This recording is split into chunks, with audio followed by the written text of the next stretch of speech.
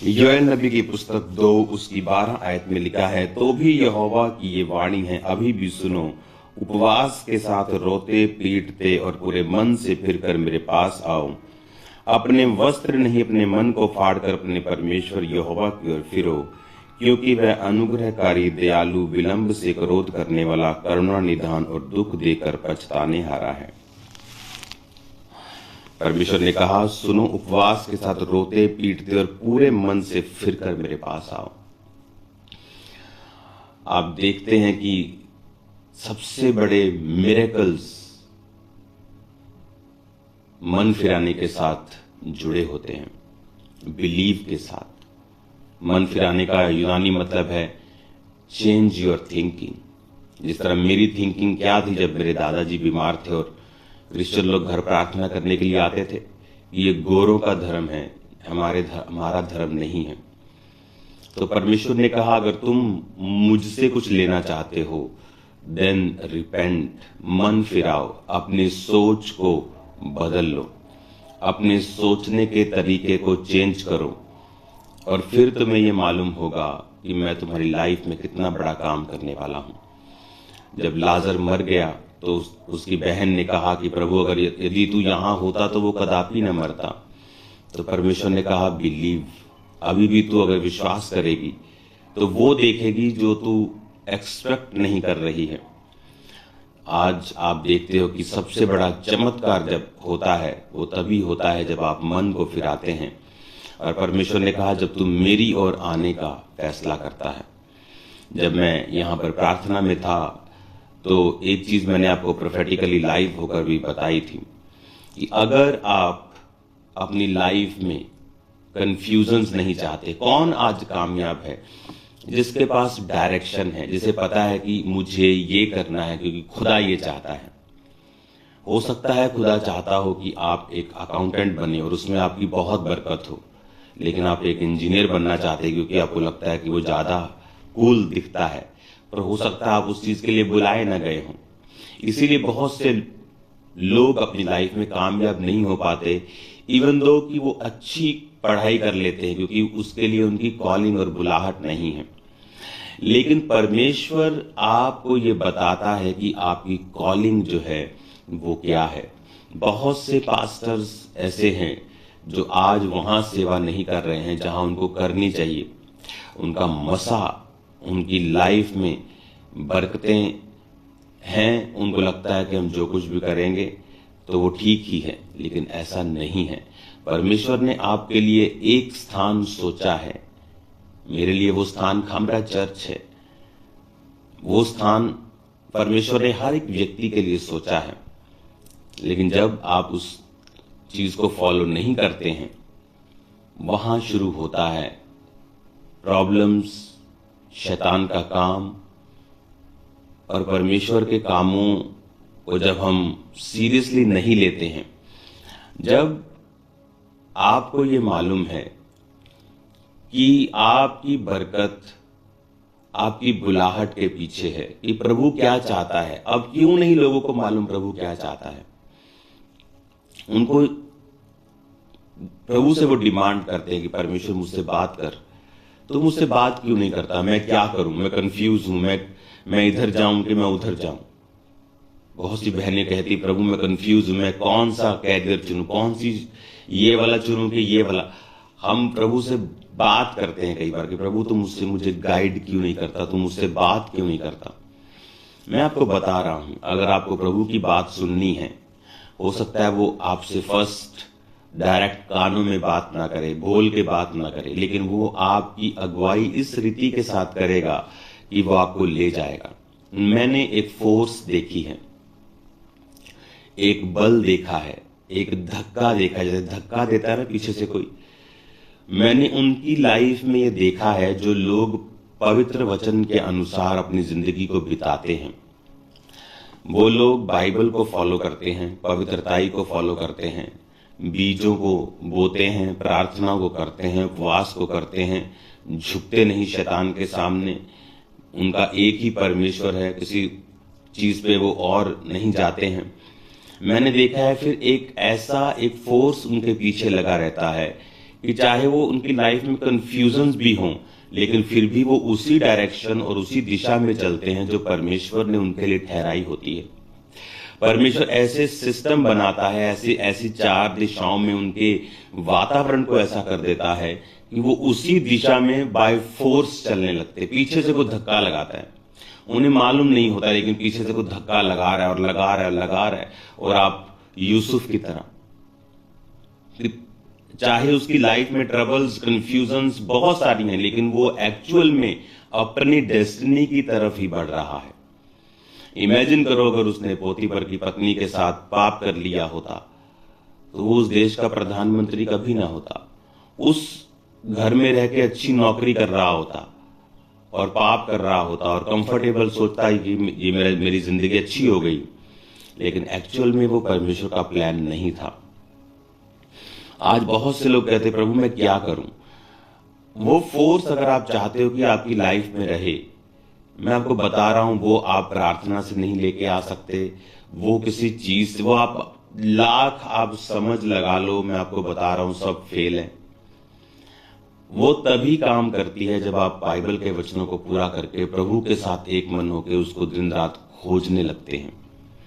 तो वो फोर्स आपके पीछे रहती है, वो एक धक्का आपके पीछे रहता है, जिस तरह यूसुफ के पीछे थी। मैंने अपनी लाइफ में महसूस किया बहुत हाई लेवल की। और उस फोर्स जब वो आपके पीछे लगती है, वो धक्का, वो परमेश्वर का जो एक बिना देखे जाने वाला एक, वो विजिबल नहीं है, वो दिखता नहीं है वो, लेकिन वो फोर्स आपके पीछे होता है जब आप परमेश्वर के साथ चलते हैं। और आप एंड में देखेंगे you are in the right place, आप बिल्कुल सही जगह के ऊपर हैं और आपकी लाइफ में बिल्कुल सही चीजें हो रही हैं। चैलेंजेस और चुनौतियां होंगी, लेकिन वो आपको बनाने के लिए होंगी, नष्ट करने के लिए नहीं होंगी। हालेलुया। तो लोग पूछते हैं कि प्रभु मुझसे बात कर। मैं आपको बता रहा हूं प्रभु आपसे बात करेंगे 2025 में। हमारी शुरुआत स्ट्रांग हुई है 2025 में। कल फुल नाइट में प्रार्थना में था, मैं देख रहा था हमारी शुरुआत स्ट्रांग हुई है।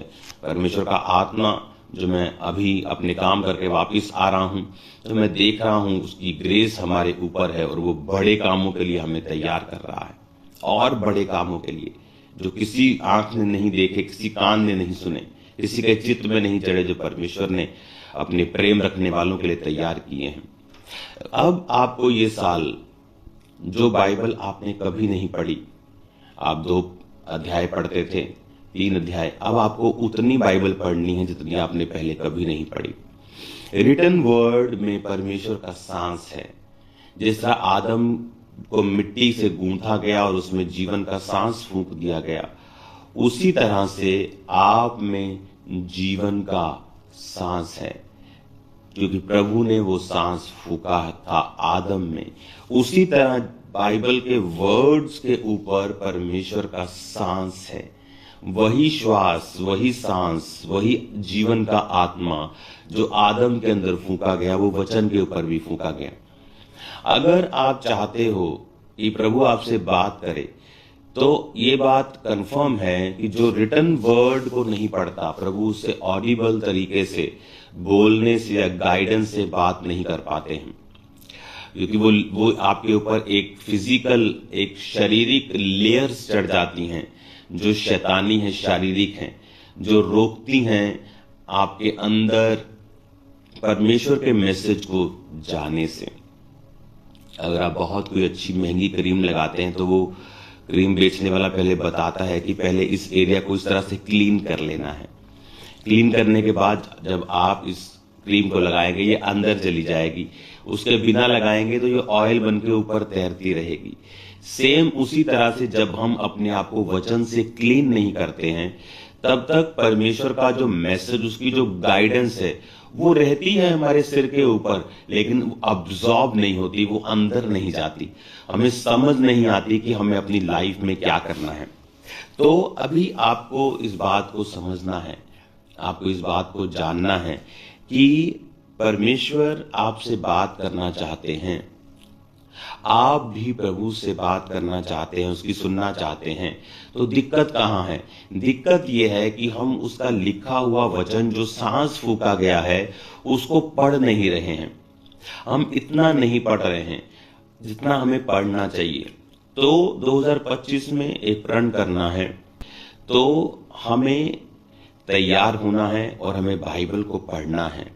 जब आप बाइबल को पढ़ेंगे, आप इस बाइबल को उतना पढ़ेंगे जितना आपने पहले कभी नहीं पढ़ा।